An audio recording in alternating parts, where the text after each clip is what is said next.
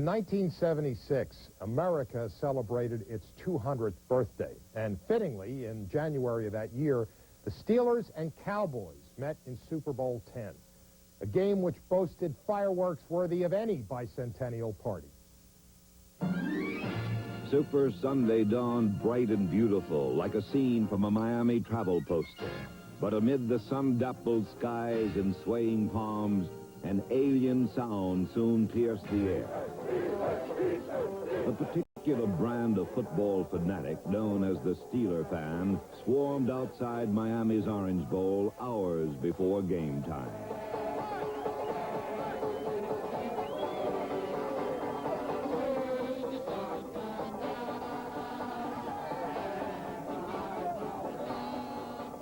Pittsburgh partisans seemed to be everywhere, wearing almost anything, and all readily identifiable as partial to the Steeler cause. There were to be two teams participating in Super Bowl 10, but Pittsburgh Hard Hats outnumbered Dallas Stetsons 3-1. This battle to be number one among the boisterous celebrants continued long and loud inside the stadium.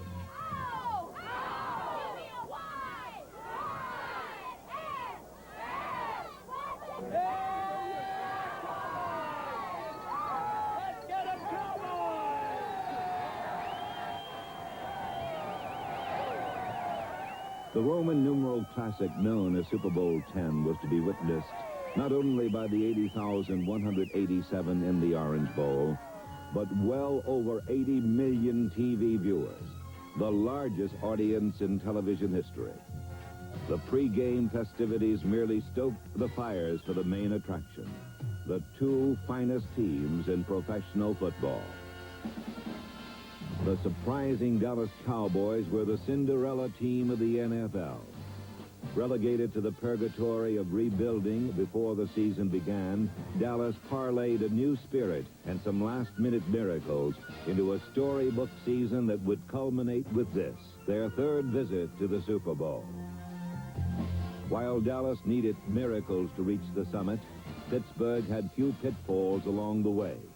For the Steelers had gone from Cinderella status to establishment powerhouse in a single year.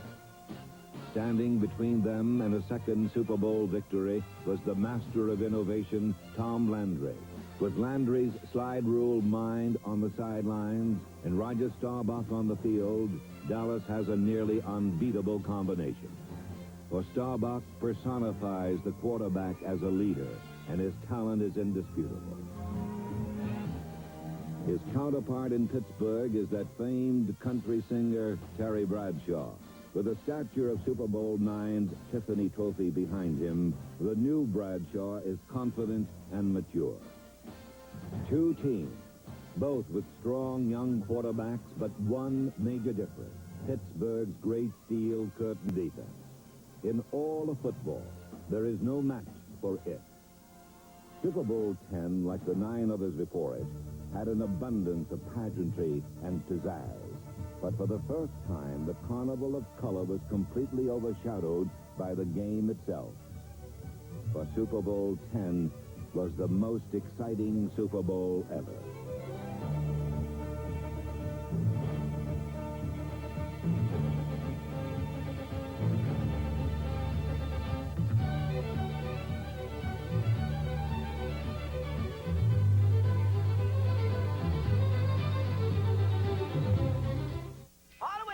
Blue penny?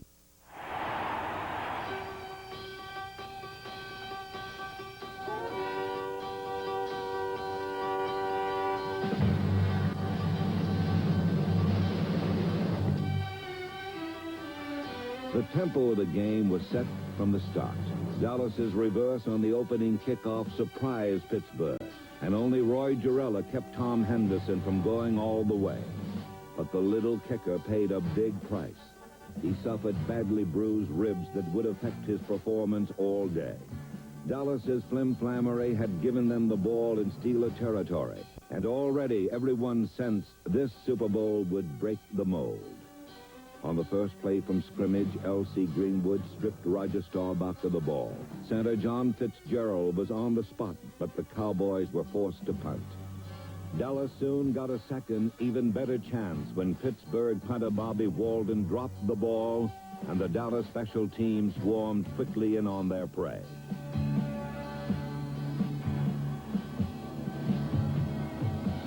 This scene was etched indelibly on the mind of Chuck Noll, for Pittsburgh's poor kicking game was something that would haunt him all afternoon. On the very next play from the Pittsburgh 29, the Cowboys' multiple movements created confusion in the Steeler defense. Staubach's play fake and Dallas's decoys cleared the middle. Drew Pearson filled the void, gathered in a perfect pass from Jolly Roger, and was free.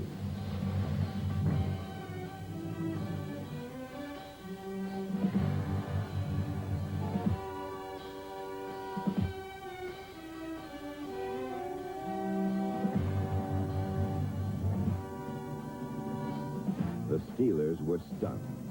It was the only touchdown they permitted in the first quarter of the entire season, a total of 17 games. The Cowboys had made it look easy. But led by Terry Bradshaw, the Steelers came roaring back. Lynn Swann's kangaroo catch put Pittsburgh in close. Then Bradshaw crossed up the Cowboy computer with play 333, an unusual three-tight end formation that the Dallas defense knew Pittsburgh always ran from. When number 72, Jerry Mullins, went in motion as the third tight end, the Cowboys defense followed him toward the middle. But Bradshaw rolled right and hit a wide-open Randy Grossman for the touchdown that tied the game.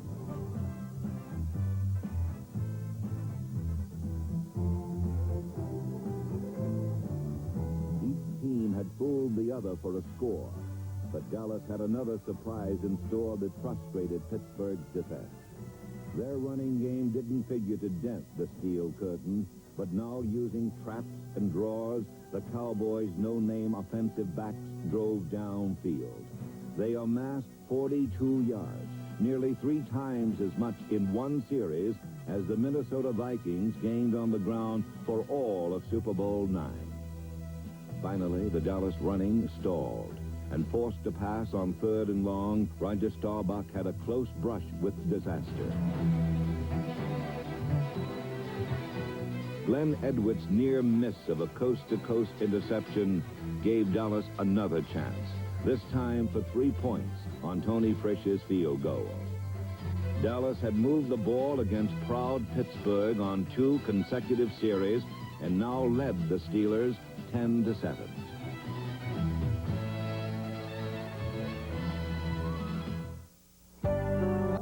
Bargain shopper. The start of the second quarter, Pittsburgh stormed back through the air. John Stallworth failed to hold onto a catch Dallas thought they had recovered, but the pass was ruled complete. An uncharacteristically emotional Tom Landry needn't have worried, however, for when Pittsburgh gambled to go for a 4th and 2 from the Dallas 36, All-Pro safety Cliff Harris stepped to the fore. The team's leading hitman, Harris taunted Pittsburgh all day. His intimidation tactics paid off when Franco Harris, of all people, took his eyes off a perfect pass. For the doomsday defense and pugnacious Cliff Harris, stopping Franco was the key to Super Bowl X. And they stopped him nearly every time he touched the ball.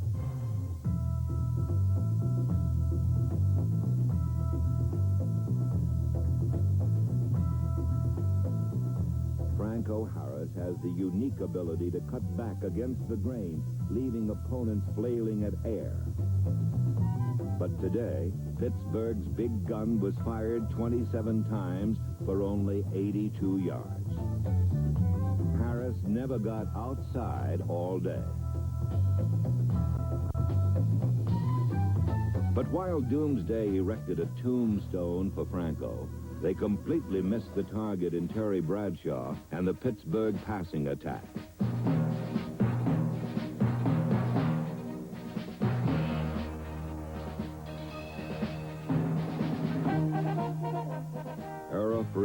seemingly with hours of pocket time, the rifle-armed Steeler quarterback exploited the Cowboys through the air.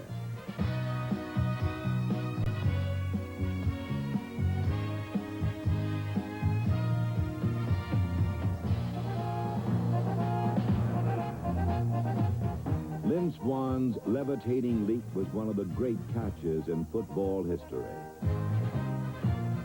Though Swann, who would later be named the game's most valuable player, literally rose to the occasion on the 53-yard pass, Pittsburgh moved no further and looked to Roy Gerela to put the points on the scoreboard that would tie the game.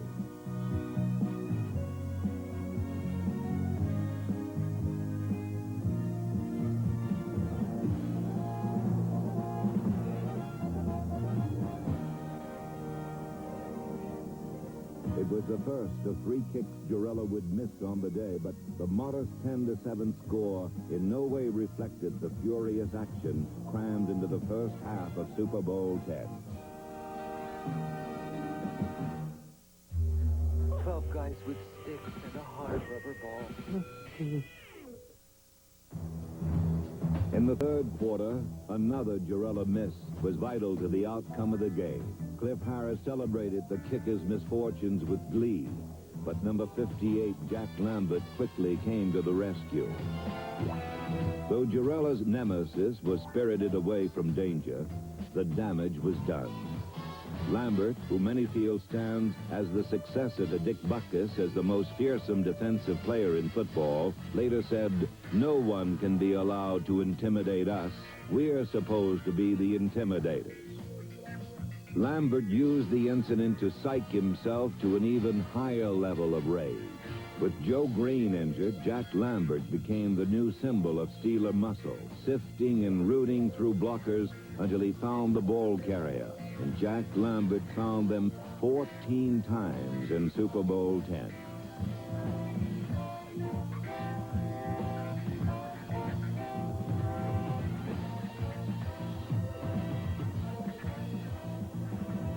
Harris's harmless heckling and Lambert's inspired reaction to it became a turning point for the Steel Curtain defense, and the Dallas Cowboys paid the price.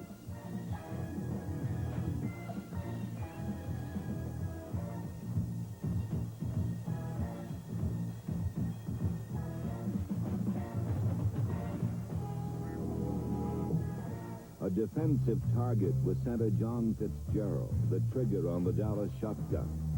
In an alignment that had both tackles helmet to helmet with him, Pittsburgh made the long, blind center snap even harder to execute. But the biggest factor on defense was blanket coverage by the Steelers secondary. The shotgun was designed to give Starbuck extra time and improved sight lines to his receivers, but they seldom came open, and the Pittsburgh front four frolicked in.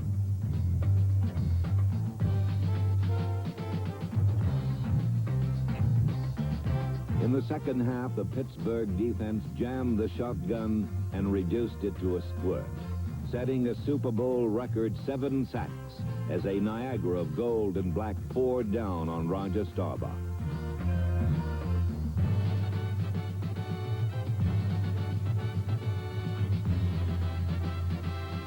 Pittsburgh's Steel Curtain had physically taken control of the game. But despite their mastery on the field, what takes place on the sidelines is of equal import to a well-coordinated defense. They've been running that P13 IC. They've been eyeing Fat Seats. And with pass protection eye and the I formation, screw the pass. It's play, pass, or run, so the hell with the pass. You get pass influence with an eye, play the run. Because they got him to rush upfield, and that's when they've been running that delayed P13. That's what they were. Yeah. And the other thing is they ran a ride 35 and they cut all the way behind you. You can't help with that. That's got to be Lambert and that's got to be LC. When he sees that, he's got to close it. If you start screwing with that, they're going to go up inside of you. Hey, LC, if they cut all the way behind our stunt tackle, did your guy I don't know what kind of block he used, but they got inside of you. And when you're in a 2-gap, he tries to jump inside. Yeah. He just hauled me down. I was 2-gap and I went into him and he just rolled Drive down. that all the way back because they have no thought of going outside on that. It's all cut back. We like that we got out of that series. We got a lot learned there with 3 points. We ought to be all right. Despite Pittsburgh's defensive dominance, the game was still 10-7 and belonged to Dallas. Then at the start of the final period, Dallas was forced to punt near its end zone. Chuck Noll called for an uncommon all-out rush with 10 men poised at the line ready to charge the punter. Mitch Hupps never knew what hit him. Reggie Harrison's kamikaze charge blocked the ball and sent it out of the end zone for a safety. As so often happens in pro football, a pivotal play was made by the special teams. Pittsburgh now trailed Dallas by a single point. The safety meant more than 2 points, for with a free kick coming, Pittsburgh would have good field position and the opportunity to score again. Indeed, the kick was taken by Mike Collier, and the rookie returned it inside Dallas territory. With their backs to the wall, the Doomsday defense played tough, and Pittsburgh came up short of a first down. The Steelers' fate was once more riding on the foot of Roy Girella, whose aching ribs and bruised psyche did not engender much confidence at this juncture of the game. But the kick was true, and Girella made certain his nemesis, Cliff Harris, was aware of it. More importantly, the Pittsburgh Steelers had taken the lead for the first time in Super Bowl 10. After the field goal, a great individual effort by safety Mike Wagner, number 23, stunned Dallas.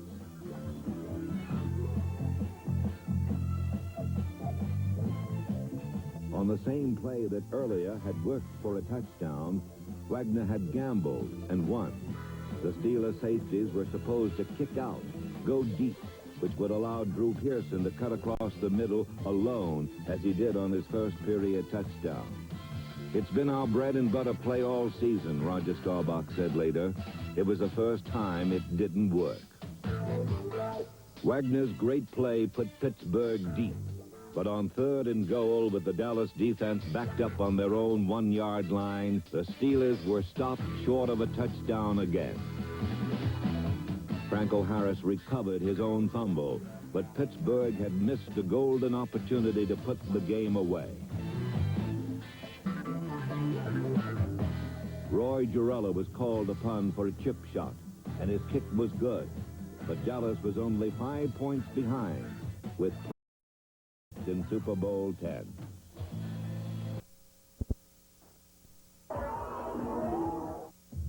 All day, Mark Washington had been a target for the Pittsburgh air attack. Now on 3rd and 4, Bradshaw read a blitz that would leave the cornerback exposed in single coverage with Lynn Swann. The result is Super Bowl history.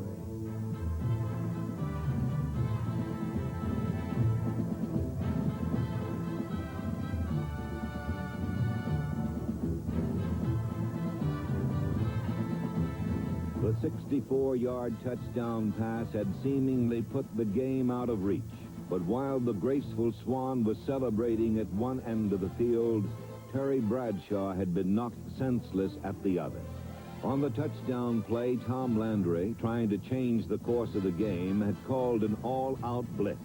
D.D. Lewis, number 50, was the first man in but missed. And then with 2 more Cowboys bearing down, Bradshaw stood his ground and let fly. Accounts of the game report Cliff Harris hit Bradshaw, but it was number 63, tackle Larry Cole, who leveled him. One look at Cole and D.D. Lewis tells all you need to know about the results of the play. Terry Bradshaw left the field with a concussion, but he left a hero. Under his leadership, Pittsburgh had 4 scores in the space of 8 minutes, and ahead now by 11 points with only 3 minutes left. The Steelers appeared to have Super Bowl 10 salted away. But if Pittsburgh thought the issue was settled, Dallas didn't. With the clock running, the Cowboys came winging downfield on the arm of Roger Staubach.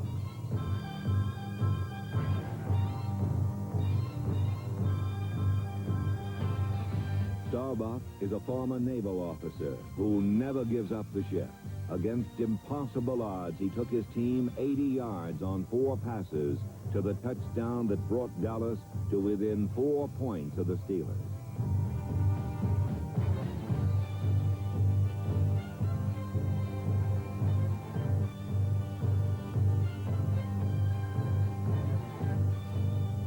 Every one of the 80 million plus who watched this game knew what was coming next.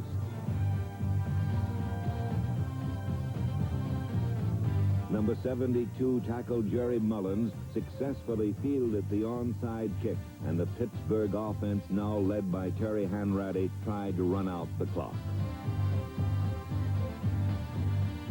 Pittsburgh gained only a single yard in 3 tries. Now, with 1:28 showing, the Steelers were faced with 4th and 9. Here, Chuck Noll made a controversial decision. Everyone expected Pittsburgh to punt, but knowing Dallas had already used up their timeouts, Noll disdained the punt and ran the ball again. Needing 9 yards, it wasn't even close, and Dallas had another chance to score. No one, not even Noll's own players, understood his decision, but it was born from Pittsburgh's punting problems. Walden had dropped 1 punt and nearly had 2 others blocked earlier in the game. Noll had no confidence in his kicking game, and rather than risk the punt, left the issue up to his great defense. It came down to Roger Staubach versus the Steel Curtain defense for one final round. Visions of the Minnesota Miracle flashed through the minds of Dallas fans everywhere. Staubach threw short to former Steeler Preston Pearson, who inexplicably turned toward the middle rather than get out of bounds to stop the clock.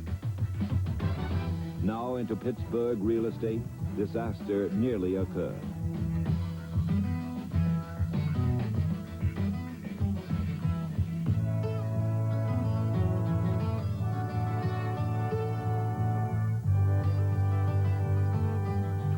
Seconds left, and the cool courage of Staubach contrasted with a frantic finish, but the quarterback was throwing against a stacked deck.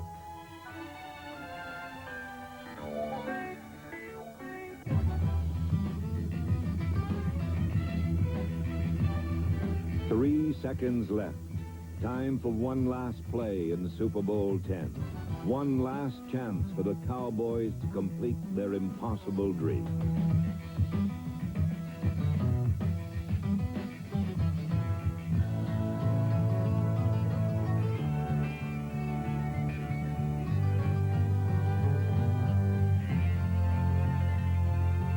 With Glenn Edwards' interception, Pittsburgh's victory was secure.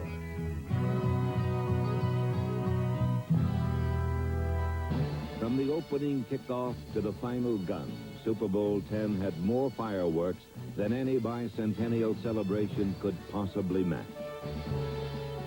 Chuck Noll joined Don Shula and Vince Lombardi as the only coaches to win the Super Bowl twice. The Pittsburgh Steelers now ranked with Green Bay and Miami as one of the great teams in pro football history. The Dallas Dream fell just 4 points short, but as Mel Renfro said, we have no regrets. We played as well as we possibly could. For the Steelers who won and the Cowboys who almost did, both could be proud to be part of the greatest Super Bowl ever played.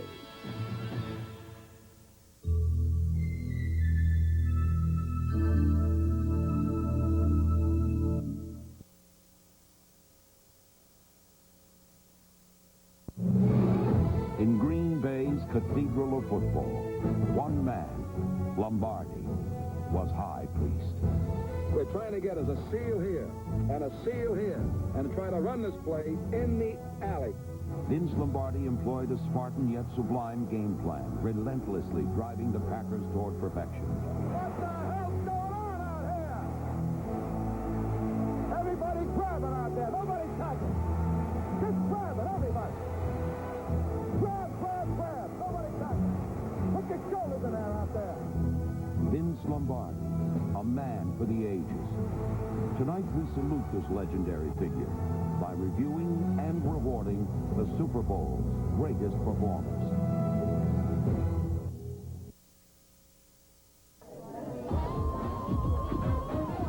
ESPN2's big event coverage of Super Bowl 30 continues with the NFL's 30th anniversary team.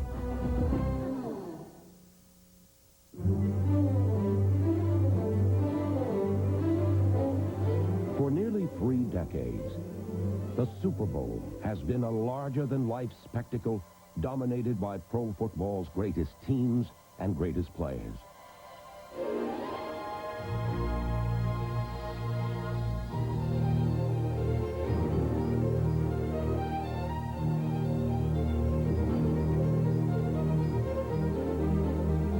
Everything about this ultimate contest is imposing.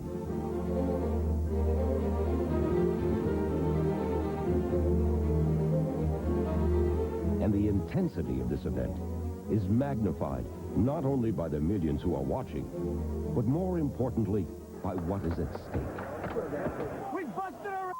We've worked harder than anybody to get here. Nobody can beat us in a team, and it's worth $70,000 and a big ring. Many have competed in Pro Football Showcase event, but only a few played their best on Super Sunday. In celebration of the Super Bowl's 30th anniversary, an all-time team of 26 players and one immortal head coach has been chosen as the NFL's all-time Super Bowl team.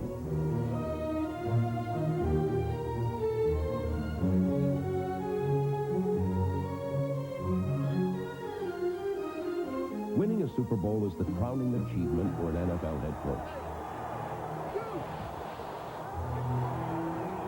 In 29 years of competition, just 15 head coaches have experienced this exhilaration.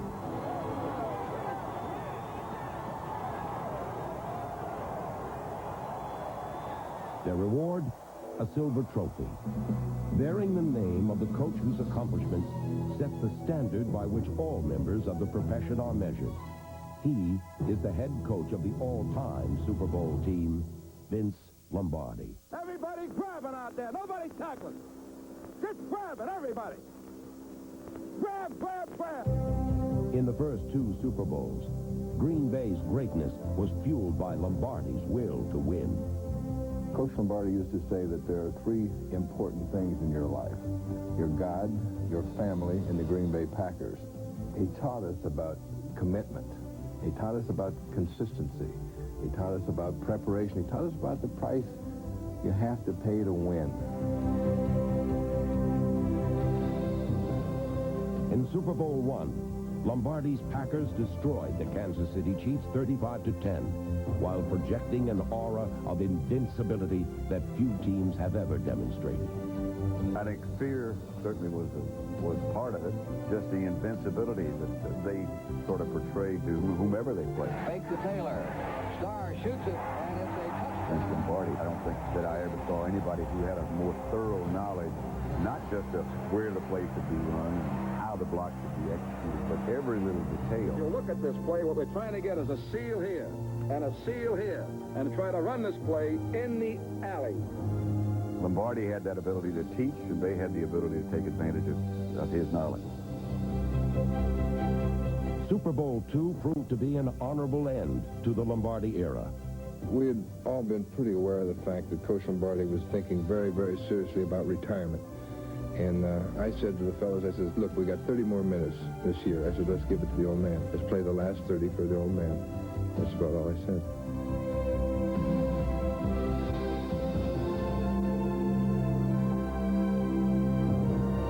The Packers routed the Raiders 33-14, thus paying a final and fitting tribute to the man whom many consider to be the greatest head coach in NFL history.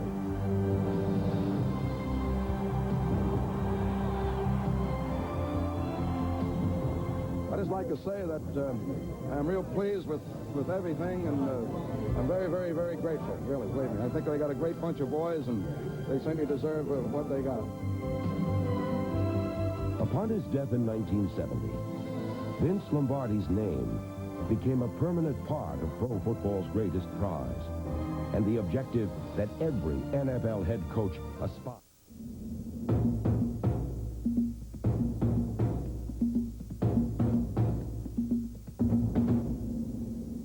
Call 1-800-313-1818.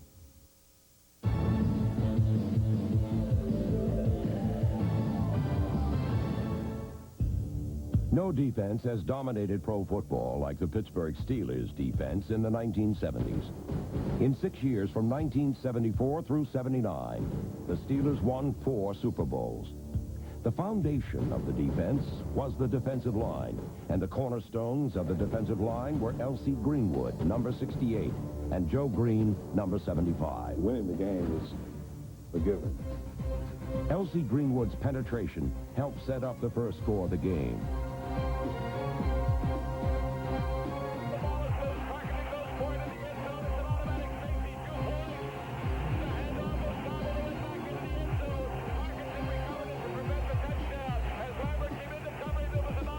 No, I had goose pimples all over me. I mean, the thrill of that moment, the chills. I mean, we floated through the entire game. And they floated through the Vikings' offensive line, harassing quarterback Fran Tarkenton all day.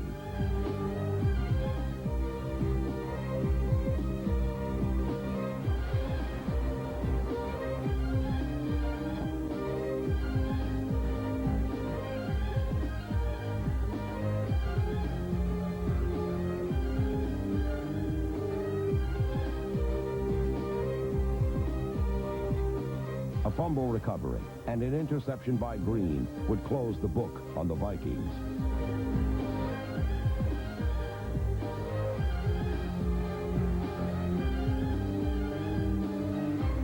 In Super Bowl 14 against the Rams, Greenwood and Green helped turn a 13-10 Rams lead into a 31-19 Steelers victory by limiting Los Angeles to 6 points in the second half. And in Super Bowls 10 and 13, the formidable duo helped pound Roger Staubach and the Cowboys into submission.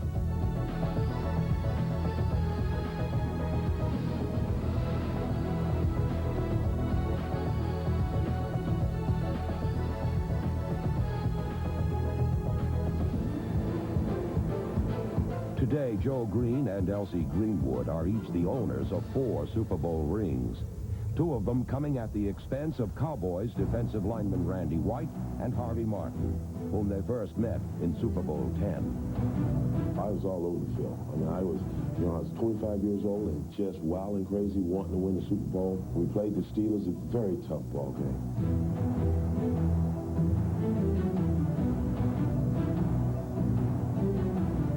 A post-game party helped give Martin all the incentive he would need to someday wear the ring of a champion.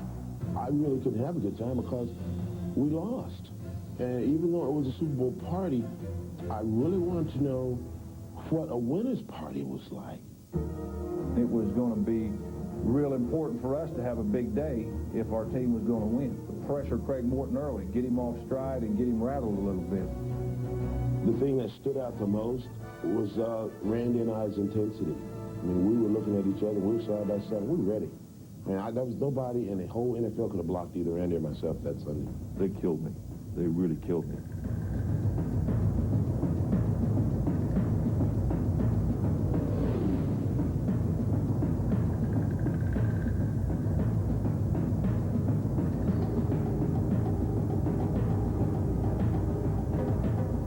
Together, White and Martin knocked Craig Morton out of the game. His replacement, Norris Weiss, would fare no better.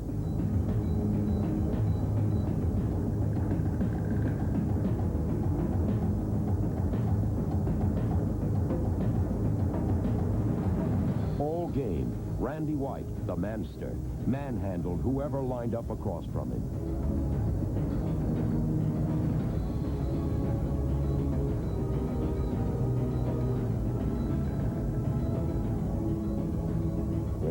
Star out of it. Randy White and Harvey Martin finally had their victory party, and part of their reward for a dominating performance was being designated co-MVPs. I'm standing on the sideline, and believe it or not, Randy and I were standing next to each other. And I'll never forget the announcer coming across on the loudspeakers and saying, for the first time in history, we have two most valuable players, Harvey Martin and Randy White, and I just almost fainted. That was kind of like icing on the cake, but, you know, winning that world championship was the most important thing. Randy White and Harvey Martin, half of the 30th anniversary Super Bowl all-time team's defensive line.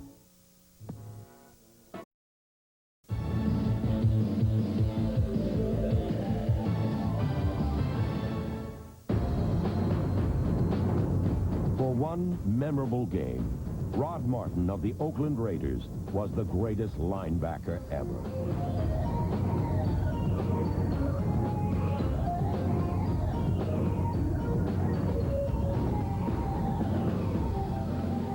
In Super Bowl 15, Martin set up Oakland's first touchdown with a first-quarter interception. And for 4 quarters, he helped stop the Eagles' vaunted rushing attack.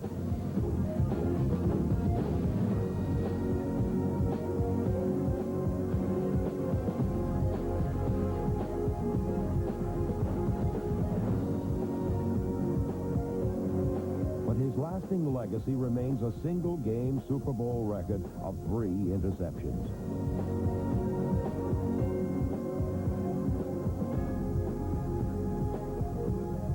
Jaworski sets up really deep. Now comes up the middle. Picked off. Rod Martin to first.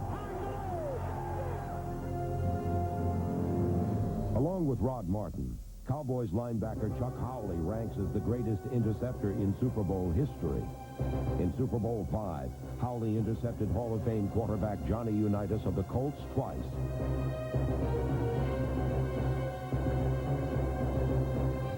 Howley became the only member of a losing team to earn MVP honors in a Super Bowl. But Howley wanted to place a ring next to his trophy, and the next year against the Dolphins, he got it.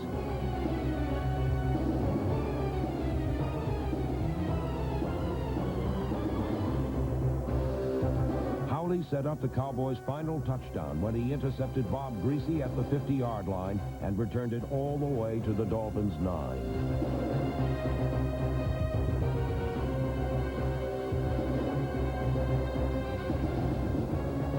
Howley led Dallas to their first Super Bowl victory.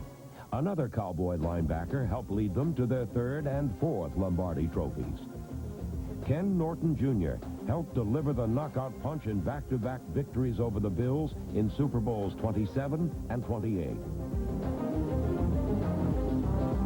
The turning point of Super Bowl 27 was an heroic goal line stand, and on 3rd down, Norton delivered the blow that kept the Bills out of the end zone.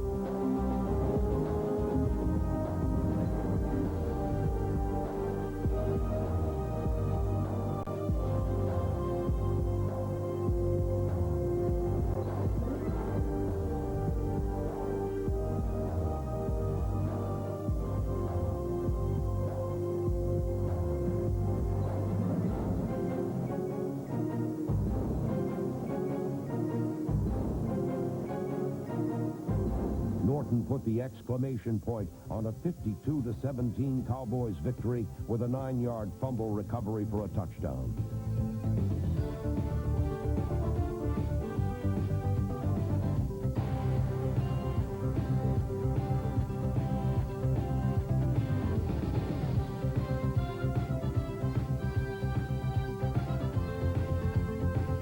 Back to back, baby. Cowboys back to back now. But it didn't stop at back-to-back. With the 49ers in Super Bowl 29, Norton won an unprecedented 3rd straight Super Bowl ring. In 1974, his rookie year, Steelers linebacker Jack Lambert was the final piece in the Super Bowl puzzle that Pittsburgh had been assembling since the late 60s. He led the steel curtain that limited the Vikings to 119 total yards, the fewest in Super Bowl history. And against Dallas in Super Bowl X, Lambert gave Cowboys Cliff Harris a lesson in etiquette that served as a wake-up call for the Steelers' defense. It was just a spur-of-the-moment thing. Roy missed the field goal, very simply. I turned around, and I saw Harris smacking him alongside the helmet. So I went back, I grabbed him by the shoulder pads, and I threw him down. And the referee, or the umpire, someone said to me, "You're out. You're out of here, Lambert." I said, "Wait a minute." I said, "This is a Super Bowl. You can't throw me out of this game." He said, "Well, you get back in the huddle and you shut up." And I said, "Yes, sir." Inspired by Lambert's actions, Pittsburgh shut down the Dallas attack. Although he made big plays in 4 Super Bowls, one hit stands out in Lambert's mind. I had a pretty good one in a Super Bowl against Dallas on Preston Pearson. It was shortly after the Harris incident that I think really got some people fired up. In Super Bowl 14, Lambert was again all over the field, and he helped put the final nail in the Rams' coffin. Ferragamo back to pass, shoots it over the middle. Intercepted by the Steelers. Lambert at the 15, the 20. Lambert still on his feet, cutting to the middle of the field. He's down at the 30-yard line. First interception of the game off the arm of Ferragamo. And for Pittsburgh Steelers fans, it could not have come at a better time with 5:24 to go in the game.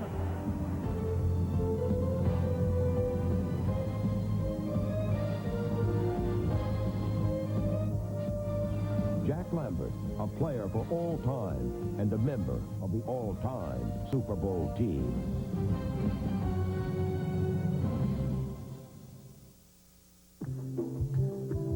Some of the people who benefit most from the Discovered card don't even have one. The list of defensive backs on the NFL's all-time Super Bowl team begins with Hall of Fame cornerback Mel Blount, number 47 of the Pittsburgh Steelers. In 4 Super Bowl appearances, Blount annually blanketed the game's best receivers, and the result yielded a pair of interceptions. Staubach is back deep, and he winds up and throws. Intercepted by Blount at the 20. He's up over the 25. An integral part of the Steel Curtain defense Mel Blount always seemed to be in the right place at the right time.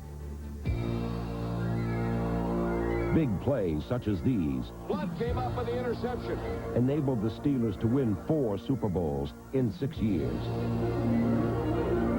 While Blount holds down one corner, the other corner is manned by Ronnie Lott, number 42, a ferocious San Francisco 49ers defensive back who helped shut down Dan Marino in Super Bowl 19.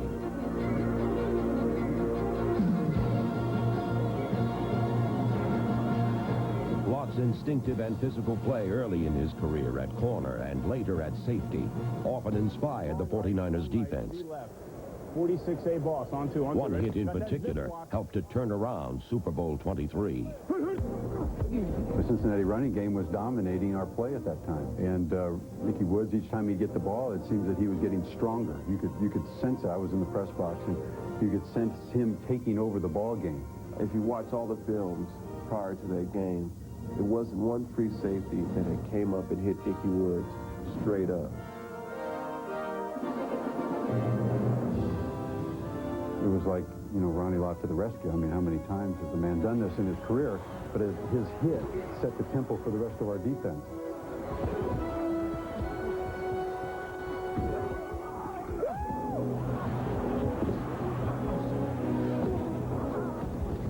Excited by the play of this All-Pro, the 49ers rallied to beat the Bengals and win their 3rd World Championship.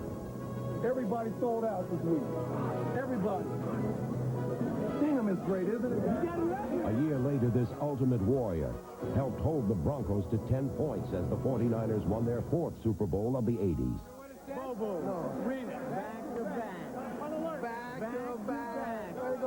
At safety, Jake Scott, number 13, also won back-to-back Super Bowls as a member of the Miami Dolphins' famed no-name defense.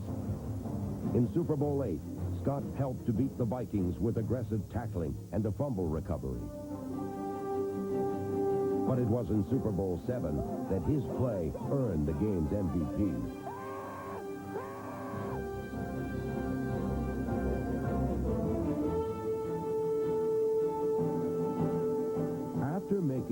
most spectacular catch of an interception in a Super Bowl. Scott dashed Washington's final comeback hopes. Let's see if they can stop him. Gilmer drops the throw. He sets. He fires the middle. It is touchdown. And the end zone. Jake Scott 5, 10, 15 to the 20, 25, 30, 35, 40. The Dolphins finished as the NFL's only undefeated Super Bowl champions. And Jake Scott became the only defensive back to win the game's Most Valuable Player award. 21 years later, in Super Bowl 28, Dallas Cowboys safety James Washington, number 37, could have been named MVP for his hard-hitting and impact-producing play against the Buffalo Bills. One of Washington's big hits produced an even bigger fumble.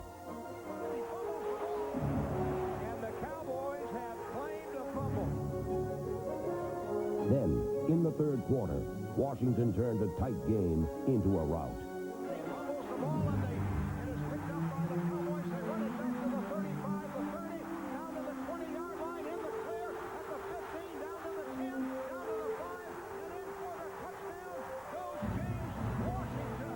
Number 37 completed the turnover hat trick with a fourth-quarter interception that finally finished off Buffalo.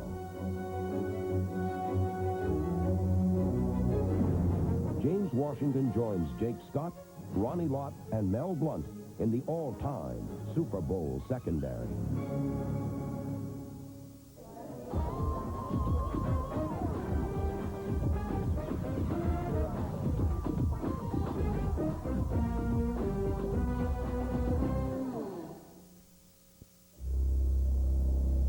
The specialists for the all-time Super Bowl team start with punter Ray Guy of the Raiders, whose first punt in Super Bowl 11 proved to be a nightmare.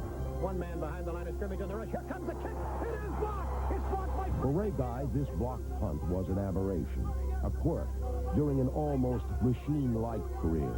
And Raymond Guy has suffered his first blocked punt in a 4-year pro career. In 3 Super Bowl appearances, Guy averaged almost 42 yards every time he put his foot to the football.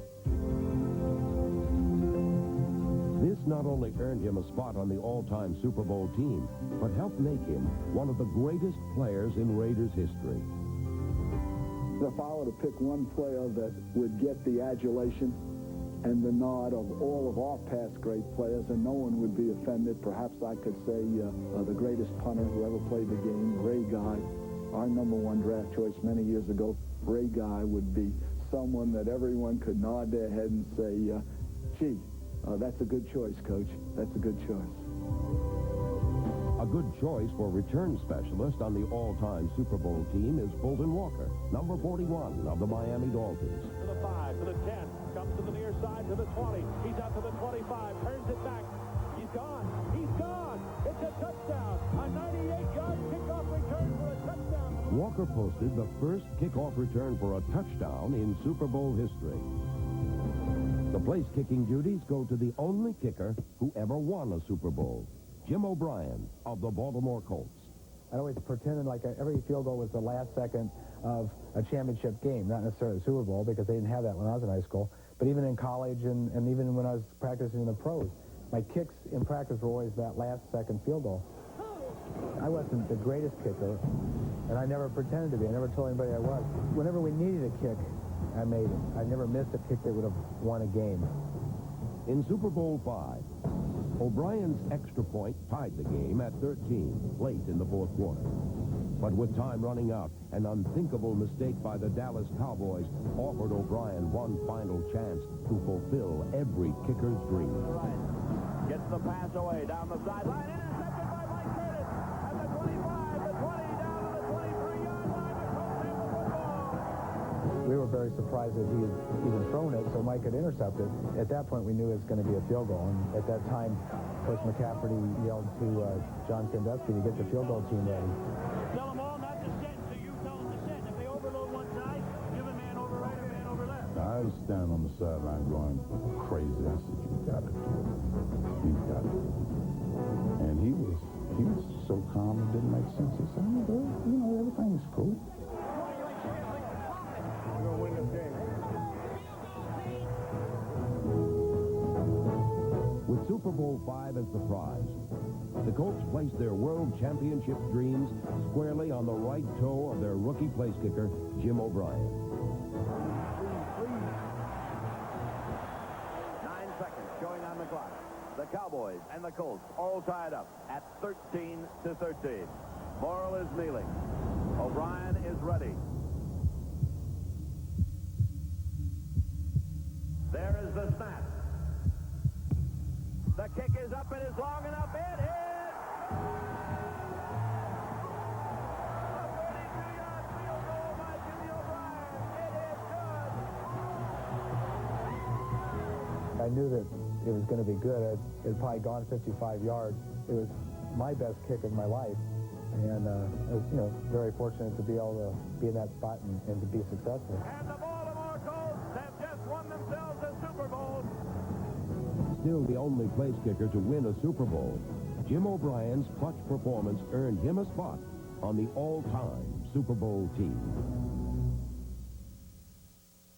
If you have one of these, or one of these, or even one of these, then you own the engine to the most powerful, most useful tool ever invented. Introducing the Roto 7 Power Disc. The all-time Super Bowl offensive line. There's a Dolphin and Redskin on one side, Raiders on the other, and Iron Mike Webster in the middle. He was like the quarterback, the leader of the whole offensive unit, the offensive line. Certainly no one was ever better than Mike Webster at number one, recognizing, and number two is the leadership that he portrayed throughout those years. Webster was a center who could clear sight lines for Bradshaw or open devastating holes for Franco, and helped create many of the great plays that earned the Steelers rings. I think the one that really sticks in my mind is the third down tackle trap we ran against Dallas in the Super Bowl. Franco busted us, I think, for 22 yards and a touchdown. I think when you score on a long run, it's a little more satisfying than scoring on a long pass.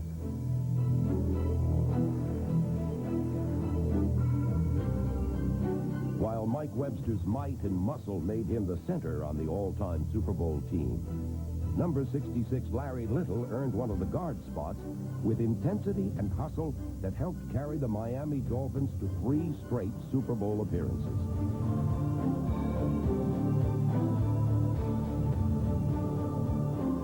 Miami lost Super Bowl 6, but in Super Bowl 7, number 66 helped the Dolphins secure pro football's only undefeated season.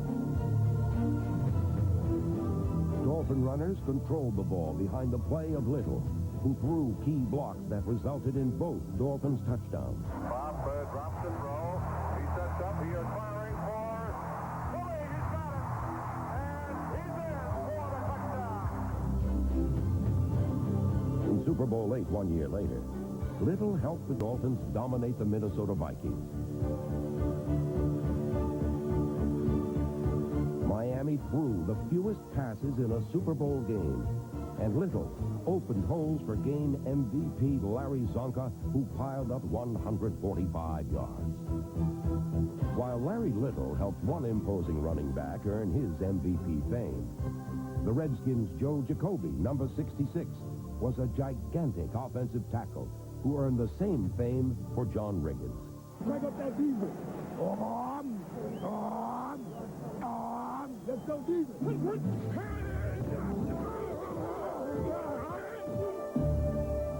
Joe Jacoby was the horsepower that drove the diesel and roared down the Dolphins in Super Bowl 17. Joe Jacoby and Russ Grimm, the two hogs that time of the big fly. With the game on the line in the fourth quarter, all the Redskins needed was 1 yard on 4th down. Running behind big number 66, they got that yard and a world championship. Goal line, eye left tight wing, setting chip on white. Ready? Yellow 41! Yellow 41! Punch him! There's the snap, hand to Riggins. Good hole. He's got the first down to the 40. He's gone. The 35, the 30, the 20. He's gone. He's gone. Touchdown, Washington Redskins. Riggins earned his place in history. And with number 66 at tackle, the Redskins also won Super Bowls 22 and 26. While Jacoby and Little hold down one side of the all-time Super Bowl offensive line, the other side is manned by Raiders teammates. Guard Gene Upshaw, number 63, and Art Shell, number 78, blew away the left side of the Vikings defense in Super Bowl 11. On game day, I turned to Gene and I said, the Vikings don't know what they're in for today. We were going to knock them off the ball. One of the plays that we ran was Bob Trail. Ran 17 Bob Trail, and we got backed up near the goal line, and we needed to get out of there because they were in good position. And Clarence jumped out of there on 17 Bob Trail and went 60-something yards on the play, I think it was. And we ran the ball fairly well. Fairly well might be an understatement. Holy Toledo! The Oakland line is just wiping out Minnesota's front. The Raiders dominated from start to finish as Shell and Upshaw helped prove that might makes right, winning their first Super Bowl in a fierce display of force.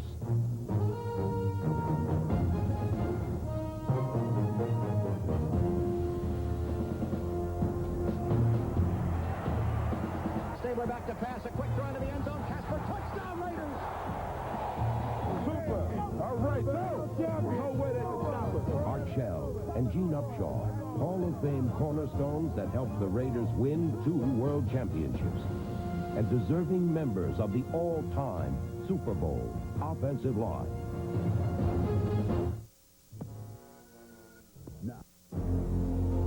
The receivers for the all-time Super Bowl team begin with the tight end. Number 89, Dan Ross of the Cincinnati Bengals. In Super Bowl 16, Ross burned the 49ers with 11 catches, the most ever in a Super Bowl. He also scored 2 of the Bengals' 3 touchdowns. Anderson will go back to throw. Looks, fires into the end zone. Touchdown to Dan Ross. Though the Bengals lost, number 89 played his best when it mattered most. End zone, touchdown to Dan Ross. Ross gets his 11th pass reception, a new Super Bowl record. Ross is joined on the all-time Super Bowl receiving unit by wideout Lynn Swann. If you work really hard, you may produce one moment in life. It's your moment. They can never take it away from you. Super Bowl 10, for me, was one of those moments. You go out there and it's that first catch. I needed that pass desperately. I had to have it. And Mark Washington, number 46 for the Cowboys, I mean, he is on me like glue. He is right there. He's cut me off.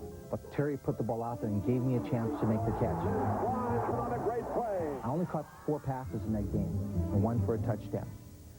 But they were the biggest 4 because of a sight, because of the Super Bowl.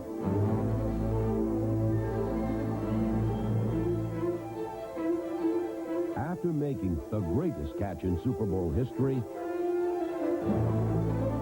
Swann capped off his performance with a touchdown and the game's MVP award. People will make other spectacular catches. They'll be game-winning catches. But Super Bowl 10, that Sunday, that was my day.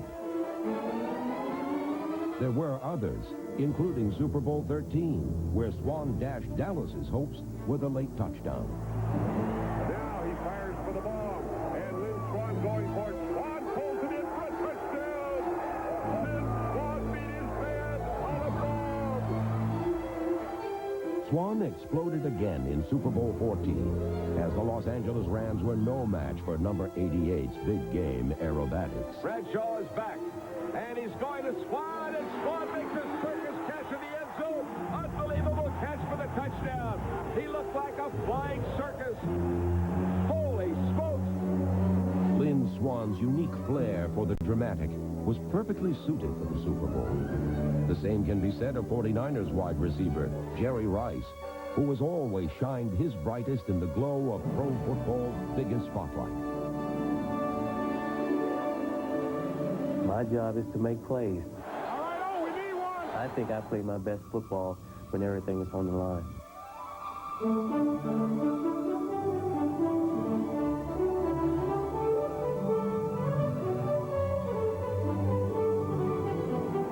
Another brilliant cut by Jerry Rice. Coach, you're going to go, you know, it's to Rice now. What the Bengals knew and what they could do about it were different things entirely. Rice goes over the 200-yard mark in receiving. That was a 27-yard gainer on 2nd down and 20. What a day. 11 catches for 221 yards. Simply put, Jerry Rice's performance was the greatest by a wide receiver in Super Bowl history. The 49ers rode their record-setting MVP to a world championship. Then, the next year, they watched him set another Super Bowl receiving record with 3 touchdowns against the Denver Broncos.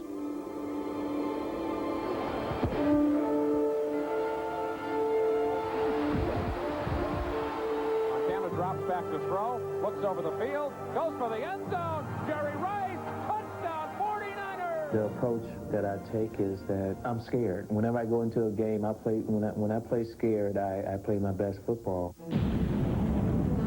The last Super Bowl, when we faced San Diego, those are the type of teams that really scare you. So, you know, that really motivates me and get me into the right frame of mind. I'm focused and I know exactly what I have to do. Rice was speeding towards another record-setting Super Bowl when he was nearly knocked off track.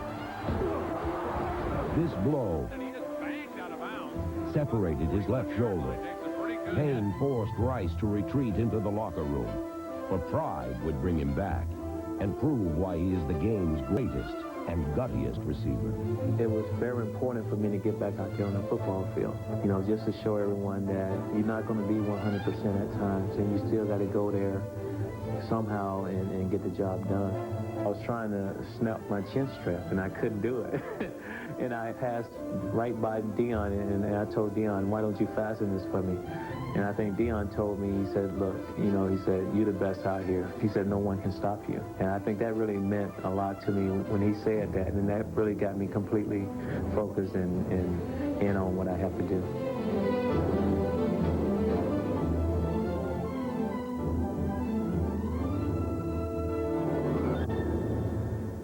In spite of the pain, Rice pulled in 10 passes and tied his own Super Bowl record with 3 touchdown receptions.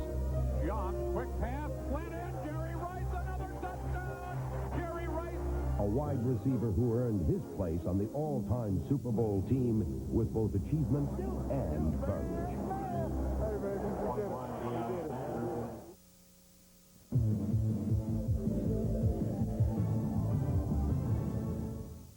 In the 30-year history of the Super Bowl, no one has ever run harder than Larry Zonka. Larry Zonka gave us that tremendous physical, the feeling of being more powerful than the people that we were playing against. All you had to do is look at Zonka, and you got that feeling because this was a powerful man. In Super Bowl VII, Zonka tallied 112 yards in a win against the Redskins.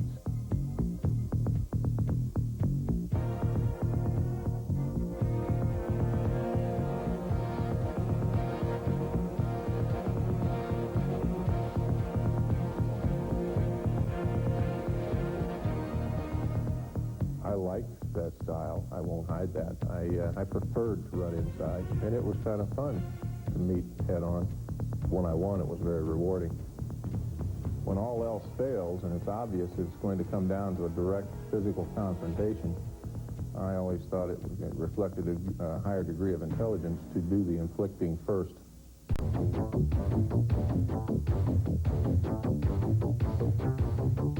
In Super Bowl VIII, Zonka ran away with the MVP award by running over the Vikings for a Super Bowl record 145 yards and 2 touchdowns.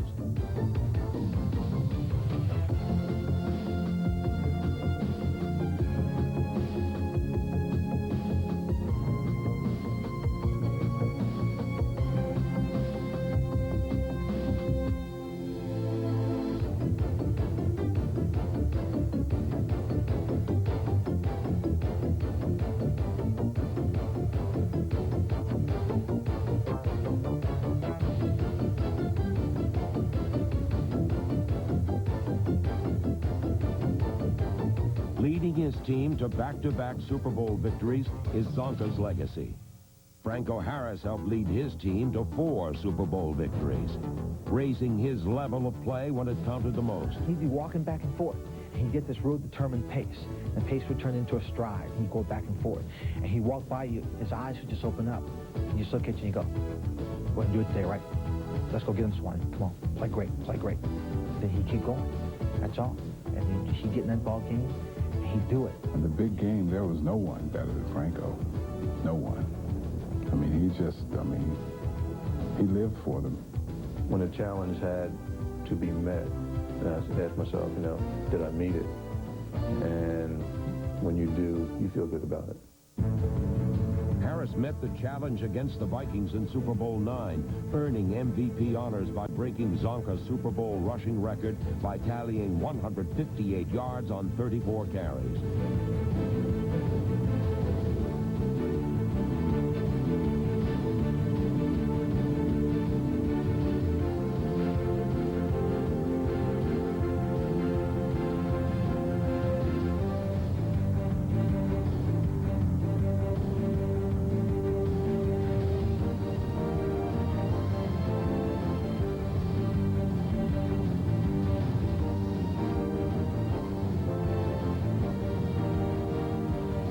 And the Steelers faced off against the Cowboys in Super Bowls 10 and 13.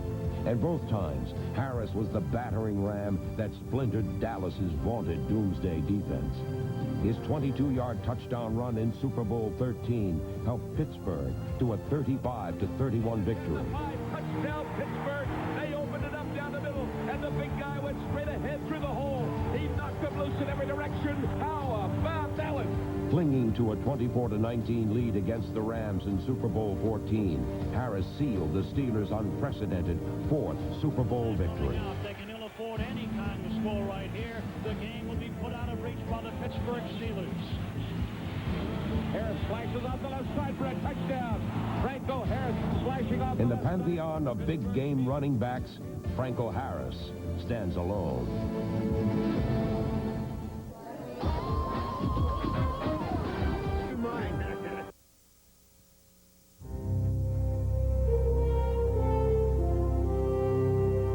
In all, 12 different quarterbacks have won the Most Valuable Player award for a Super Bowl. But only San Francisco 49ers quarterback Joe Montana has won it a record 3 times. His unique brand of icy poise and this big game pressure cooker was there from his very first Super Bowl. In Super Bowl 16, Joe basically managed, directed, and moved the team. We depended on real consistency and efficiency with everyone else, but Joe Montana's mobility and his dramatic form of play made the difference. Calling his signals is Joe. He's going to sneak it. He's in. A 49er touchdown. At the tender age of 25, Montana ran and passed the 49ers to victory and won his first MVP award. 3 years later, he outdueled Dan Marino for MVP award number 2 as the 49ers destroyed the Miami Dolphins 38-16.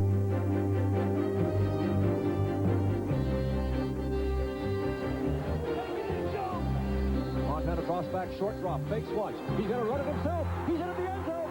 Touchdown, 49ers! But it was in the closing minutes of Super Bowl 23 that Montana's cold-blooded obsession to be number 1 passed into legend. It took a 3-minute drive at the end of the game, going the length of the field, and it was Joe Montana again. And that was one of the great drives in football history. The 49ers have a long way to go. He came into the huddle, and I was like yelling and screaming, "Come on, let's go. This is the biggest drive of my life. If we want the ring, we got to go out and get it." And he looked at me, and it was during one of those long TV timeouts they have in the Super Bowl, and he looked at me and goes, "Hey, H." You know, that's what he calls me, Harris. H. "Hey, H, check it out." I go, "What?" And he goes, "Hey, look over there in that end zone." And I look there, and he goes, "Hey, there's John Candy." And I go, "John Candy?" And sure enough, John Candy's sitting there eating some popcorn. And I look at him, I look at the clock, and, you know, there's 3 minutes to go in the game, the biggest game of the year. And he's so relaxed that, and then all of a sudden the TV timeout ended, and next thing I know, we're marching down the field for the winning drive. Montana back to to throw on first down. Throws over the middle. Completes it to Craig. Craig is at the 60. Get some movement in there. Get some movement. If you're worried about the scrambling run thing, that's good. But don't just shoot gap. He'll take us apart and get the field goal. I felt we had a lot of time on the clock. 2:35 remaining. All we had to do was just keep pressure on them and try to make something positive out of every play. Back to throw, a little dunk over the middle, caught by John. And that was my basic approach in throwing the ball, was that if I had somebody open right away and it wasn't my first receiver, I'm going to give it to him and let him gain 5, let him gain 10, and try to maintain that pressure on the defense. Oh, get the halfback. Somebody get the halfback. All the way to the other side of the field. Joe back to throw. Steps up, throws. Out here for right. He has it. Midfield goes out of bounds at about... Though he trailed, it now seemed as though Montana had the Bengals right where he wanted them. We got 3 timeouts. This is deja vu. Montana trying to drive him into the field here with the game in the balance. Throws over the middle. A fine catch by right. Right into the 20. He's down to the 19 for a first down for the 49ers. 40 seconds remaining. The 49ers will have to take a timeout here, and they do. It's such a sight to watch this. It is, whether it happens now or not, to watch Joe Montana do this so many years, and to watch this absolute surgeon on the football field and one of the all-time greats do his thing again, it's almost like poetry. At the 10-yard line, 39 seconds remaining. Montana at quarterback, in motion, comes right. Back to throw, Montana. Steps up, throws. Touchdown!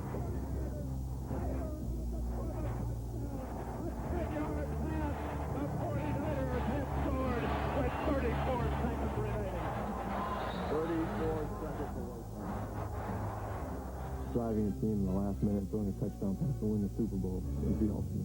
And there's no better way to end your season than to do it that way.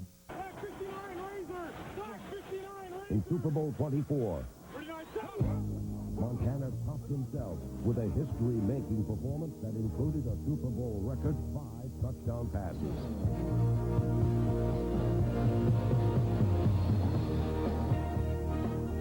It was this unique, fully dimensional mind that Joe has to be able to do those things when other people would be struck by the drama and the pressure of a World Championship game. So Joe was truly brilliant, became maybe the greatest football player of his time during that game.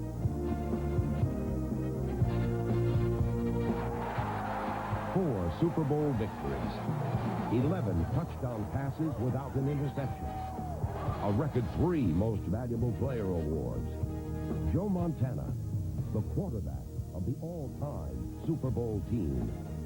A collection of men who have coached or played their best when everything was at stake in pro football's ultimate game.